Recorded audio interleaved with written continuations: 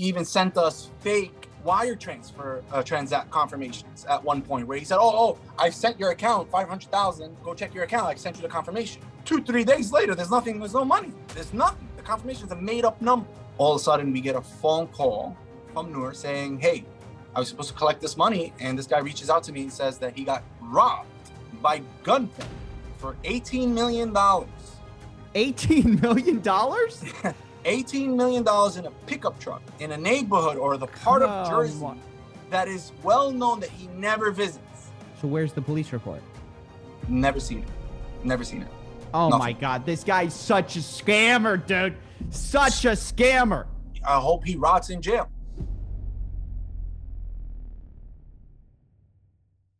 Ladies and gentlemen, welcome to 221C Baker Street. I'm your host, Coffeezilla, the internet detective, and today we are making our last in a long playlist of videos on Jay Mazini. Hopefully the last. Hopefully no more victims come crawling out of the woodwork. It's ridiculous how many people that this man has allegedly scammed. Now, as a quick reminder, the amount of money we're talking about today, I know we get lost in the is it 10,000 or is it $1 million? We're talking about the biggest loss of anyone I have ever personally covered on my channel, okay? Back in the day, it used to feel like $5,000 was a lot of money to lose, and it still is a lot of money to lose to most people. But the numbers we're talking about today, we're talking about $3.5 million allegedly lost or defrauded by Jay Mazini. The person we are talking to is one of the members of Halal Capital, one of the investors who has not received his money, has not received his interest, has been chasing this guy down, trying to find him. And I am stunned, absolutely stunned that this scam is still going on, that still people are trying to get their money back. It's absolutely horrifying. And once again, this is for awareness. But remember, there are always two sides to every story. Jay Mazini has currently decided to be completely silent. His Twitter account has been deleted now. So thankfully, he's not running the Bitcoin scam as much anymore. I don't know if he'll continue to do that on his Instagram.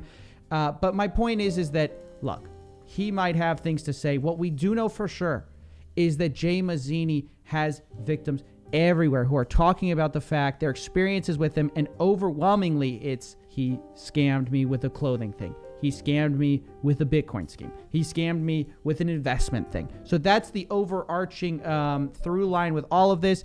But I present to you guys today the biggest loss ever on Coffeezilla, $3.5 million. I hope these people get their money back. I hope the proper authorities get involved. But without further ado, here's the $3.5 million Jay Mazini fraud allegation interview.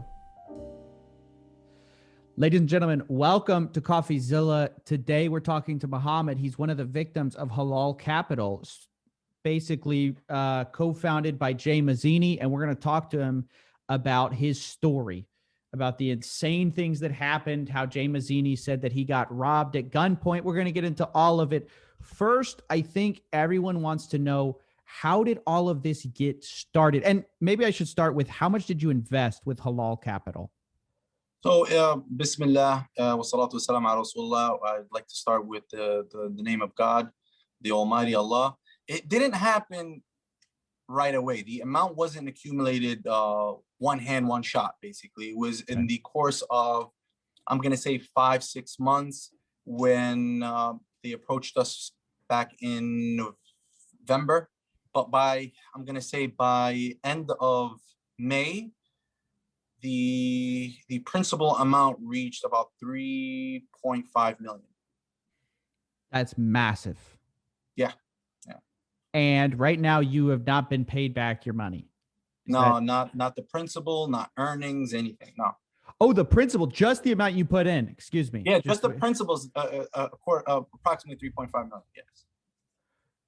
Mohammed, how did this get started? And you work in an auto shop, right? Is that right? Yeah, well, the family owns and runs a repair shop / body shop. And we also sell cars. Basically, we have a dealership out in various locations in Brooklyn, New York. So, my dad's been around here since the 70s. We're well known in the community. We're well established as far as businessmen, and we're well known and whatnot. That's awesome. And how did you run across the Halal Capital? So initially, it started with a community member Nur Rabah, who was well known in the community, a gentleman to for the most part. I mean, up until nothing really bad to say about the guy other than the fact that he's a funeral director. And we actually, you can find videos out there that probably show you me helping out at the funeral and whatnot.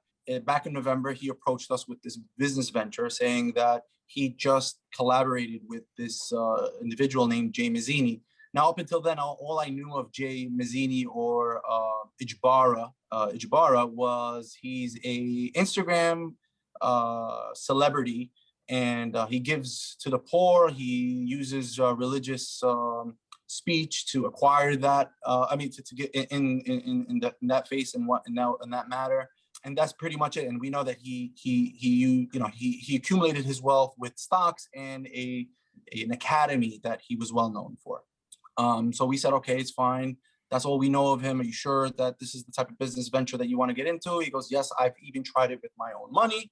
And he showed us proof of how much he invested and what the return he was getting. We started small, about 75 grand, and slowly reached up until the 3.5 that I mentioned.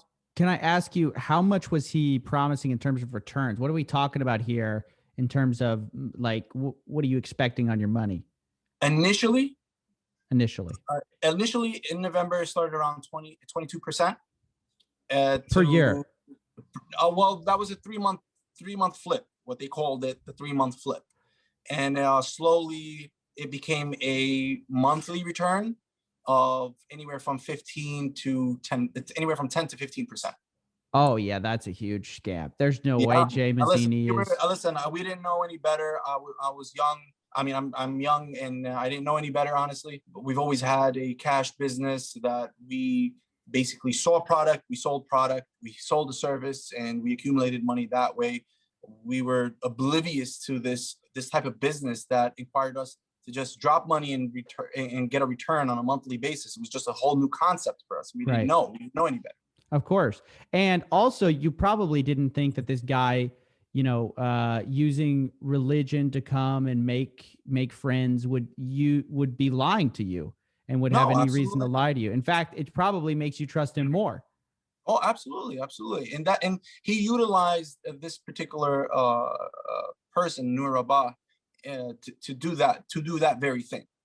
Okay, to basically, you're well known in the community. When he approached them sometime in 2019, you're well established, and to up until this point, we believe that Nur is a victim as well. There are faults on everybody, but not to the incriminating factor of being a scammer or a thief. Yeah. So tell me about, so you meet this guy, you start dropping money and you start to see returns. I mean, have you gotten these returns back, or is it like, hey, keep putting money in? It was all paper trail. Basically, okay, you dropped 75,000, you're up now 150. Okay, beautiful. I'd like to put more. Okay, put more and drop the principal that you initially put with the earnings. And it went on from November up until August, when we were supposed to collect our final overall, because we told Noor at the time, hey, we're not dropping any more money. We have no more money to drop. This is the final thing that we can drop. We'd like our principal. We'd like to actually see our money and be able to hold our money. And he said, given you're entitled to this, that's absolutely true. You guys haven't seen your money for months now. That's an according request. So August 8th, we were supposed to collect. He tells Noor that there's a delay. A few weeks go by, we accept the excuse. All of a sudden, we get a phone call from Noor saying, hey, I was supposed to collect this money, and this guy reaches out to me and says that he got robbed by gunpoint for $18 million. $18 million? $18 million in a pickup truck in a neighborhood or the part of Jersey that is well known that he never visits. Wait. Back up. Because, okay, so in the lawsuit that's been filed in the state of New York, there is talk about a robbery, but no one ever gives figures. So he was claiming that he got robbed for 18, and I don't mean to laugh. I'm laughing at the absurdity of what his story. he got robbed for $18 million. That's what his claim is. Yes, That's what he wants you said guys that to he got believe. robbed for 18 million. That's not only it. He goes, it could be more because it was 9 to 10 duffel bags, and that he didn't have enough time to count the money that was in the duffel bag. He just threw it in the pickup truck. Permit me to ask the obvious. Why was he carrying around $18 million in a pickup truck? We asked the very same question. He goes, that was a norm for him because he dealt in numerous or big purchase orders of electronics. Okay. Obvious total fabrication, total lie. Of course, this did not happen. But and so he's using this excuse for what? Now, does he say I filed a police report or? So we asked for the police report. He says because that they were cash dealings that he refused to make a police report, but there was a police report because the car got impounded supposedly. So where's the police report? Never seen it. Oh Nothing. My God, this guy's such a scammer, dude. Such a scammer. So then we push sometime around August 25th or somewhere. We pushed for a sit down with his father. We reached out to his father. We told him, listen, this is unacceptable. Your son is making these allegations. We need to come for a sit down. 2 days go by after constantly pressuring them. They finally get us to come to sit down at a family friend's house, not even at his house. They're not even man enough to bring us into their own houses. We have to go see a family friend. I go there with me and Noor and 2 other individuals. We're greeted by 3 bodyguards for a simple sit down for something that we're coming to collect our rights, basically. So we pushed it off. We said, you know what? He's supposedly saying he got robbed. He finally feels on edge. It's fine, right. Whatever. We go in. Yeah, we go in, supposedly. We go in and we explain the situation, what's going on. He explains to us, basically, he got robbed, gunpoint, blah, blah, blah, blah, blah. And he's just happy that he's alive. Money doesn't make a man, man makes money. And I'll be willing to pay you guys this back. We go, wait a minute, how are you going to pay this money back? And how long is it going to take? $18 million. Yeah, that's a lot. He goes, $18 million is nothing for me. He shrugs his shoulders. He goes, I have a clothing company and a trading company that's worth $8 million. I make that on a yearly basis. I've been doing it for the past 6-7 years. I can make it like this. And we said, okay, what's the payment plan? How long are you going to take to? He goes, roughly, if I had to guess, about 8 months, you'll have all your money back. Is he this arrogant, this confident? Oh, yeah, he's a knucklehead. I mean, I don't know what it is. I don't know how he refused every other sit down after another 2 sit downs that I had with him. He's not good with confrontation. He's just a cyber warrior. That's all he is. That's all he's good at. We reached out to his father after that because we wanted another sit down to see when we were getting paid. We were getting, pushed around constantly, never getting, given dates. He even sent us fake wire transfer transact confirmations at one point where he said, oh, I sent your account 500,000. Go check your account. I sent you the confirmation. 2-3 days later, there's nothing. There's no money. There's nothing. The confirmation is a made up number. Can I tell you, would you believe it? I've been hearing this story from every single one of the people, is that there are false things getting sent. He's saying they're going to get sent. They're not sent. Now, if you fake a wire transfer, is that wire fraud? I mean, well, we've been reaching out to ADAs and the district attorney and whatnot, and he's looking into that. I mean, there's things that I really can't mention now. You don't have to talk about it. Yeah. But just to go a little further into the topic, at one point, the dad and the family were protecting him. They were saying, hey, our son is not the thief, it's Noor. It's like, okay, that's very simple because now from August up until October, we're going to pay you back. You just got to wait. Right. We have this legacy castle thing going on in September. He had this like convention done where he had these rappers come in, Fabulous and Ludacris. And basically, these are people to potentially boost up his image to show that he's a prominent figure or public figure. He's that special. He makes these millions that he's able to shrug off. $18 million is nothing. Nothing, right? So we went there. We showed our faces. We were there. He was spooked out. He didn't want us there at all. We reached out to the dad because he kept dodging us. He kept blocking our phone calls and whatnot. The dad was protecting him. My son is not a thief. He's going to definitely pay you back. Blah, blah, blah, blah, blah. Dodges us. He stops picking up our phone calls. At one point, he says, I can't control my son. We go and we reach out to prominent figures of his tribesmen. Now, a little insight on how our Muslim culture works is if somebody carries your particular family name or clan's name, what that initially means is he's or her are under that clan's protection, and that they're responsible for him. Just because we're in America, that doesn't negate that. Right.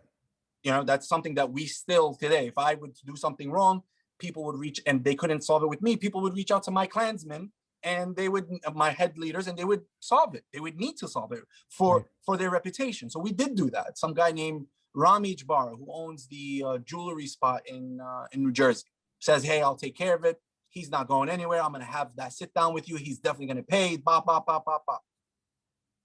Nothing. Then we discover why. At one point, he knew, at one point, he was writing checks to the jewelry guy. So there might be a case where there's money laundering going on between him. Wait, and who is writing checks to who? Jay was writing checks. The Jabbar's writing checks to the jeweler. Yes. Yeah. We did find out that he was, interacting with him on other ventures. He said that he was owed money and that Jay got him for money and whatnot, and he was just trying to accumulate his money back, and that was the only reason he would even let him step foot into the jewelry spot. Then we come to find out that he's doing business with him, and at one point the money that was given to him in cash was being put into the jeweler's vault. Let me ask you, what's going to come of Jay Mazini? He still has a platform of 900,000 followers. He's still doing this Bitcoin thing. And it's declining for sure, but he's trying to still get people with this Bitcoin thing. What do you see as the end game here? Right? Because he doesn't have the money. I can almost bet you he either lost it or he made a stupid bet because he thought he was going to double the money or something. Yeah. Otherwise, he probably have paid you guys back now, or he thinks he's going to get away with it. I mean, where do you think his head's at? You've dealt with him more than I have. Yeah, I've sat with him again numerous times because at one point we couldn't get him and his partner to sit down with. Noor Rabah for some odd reason, he didn't want to see him and he didn't want to sit with him to reconcile this. So I was forced to constantly be in between and try to reconcile between them to try to fix this issue. So all the victims, especially me, to get my money back. Where do I see this going? Honestly, I'm hoping to God, I hope he rots in jail. And in every sit down that we have them on audio. They never say that they don't owe us money. In every audio, it's just give us time. We're going to pay you back. We don't have it now. Our son is he's doing these ridiculous giveaways. He has these vendors that that give him $1 million credit line that he can. When floodgates opened up and they said, hey, we're not paying you back, we don't owe you money, it was our partner that robbed us and you got to go after him. Technically you gave him the money, blah blah blah blah blah blah. Then we said, screw it, we're gonna blow things completely out of proportion. We're gonna illuminate everything that we've come in light with, especially with information with the jewelers, information with warehouses that were rented to box those stupid clothing lines. This ridiculous Mazini crap. All right. I'll pay to give you $40,000 if you buy 10 of my products. Those ridiculous things. Ridiculous. And it was at that point when we called him out for that because he said, I'm going to be paying you back from the clothing line and what I'm making. We're like, wait a minute. Based on what we're seeing, that's a scam. You're going to pay us back with other people's money? That's a scam. And that's when he blocked us completely. Nobody was getting any answers from this monkey. I have messages. I have constant trying to threaten me and threaten my life and threaten my family's, my wife's life. He threatened your wife's life? Saying that he's going to send thugs over to my house. Now, let me ask you. So you talk about other victims. The lawsuit mentions $10 million. I've heard it could be more than that. Do you know how much total was invested in this thing? I believe that number is accurate as far as principle wise, but that's not what people were expecting to accumulate, to collect. How much do you think was if you actually said how much everyone had accumulated at that point. I mean, you would have if you had the money in almost a year, that's probably about 100%, given what you were telling me about, like 15% a month, some months, 20% every 3 months. I mean, you probably would have doubled your money, $7 million that just didn't exist. Yeah, I would have retired. At 32, I would have retired. But it's okay, man. Money will come back. We know that. I mean, we trust in our judicial system. We trust that, there are people out there that are listening, that do care about these victims and are gonna deliver justice. There's no way he's gonna get away with it. Absolutely not. It's not just me. I'm the most vocal about it, and that's because I have a backing of my own claim. Well, thank you so much for sharing. I mean, I appreciate you speaking out. And yes, there are people watching, there are people listening, and we do want to see this guy go to justice. I hope whoever the proper authorities get involved. I'm just here to shine a light on this because I saw this guy scamming with his clothing line. I mean, I saw it way back then, and I was trying to blow that up and let people know. And now he's got this halal capital. Now he's got the Bitcoin scam. I mean, the amount of trails of victims he's leaving, he doesn't understand how serious this is, but I have a feeling he's going to understand that's soon. The problem. I don't understand why he plays the victim card. I mean, I looked at his post today. It's almost he believes his lies. It's almost I don't know, maybe it's almost narcissist. It's weird. It's unbelievable. It's unfathomable. Well, thank you so much for sharing, Mohammed. I appreciate it. Thank you so much, man. Thank you for shedding light on this guy, man, helping us do that. Absolutely. Happy to. Anybody want to say anything else? Good to see you, man. Hey, thanks, guys. Thanks for coming by. God bless. Thank you. Bye. God bless you guys. I know what you mean. This ain't what it seemed. Nothing but a trick. Trying to sell me on a dream. But that was where you lost me. Wake up and smell the coffee.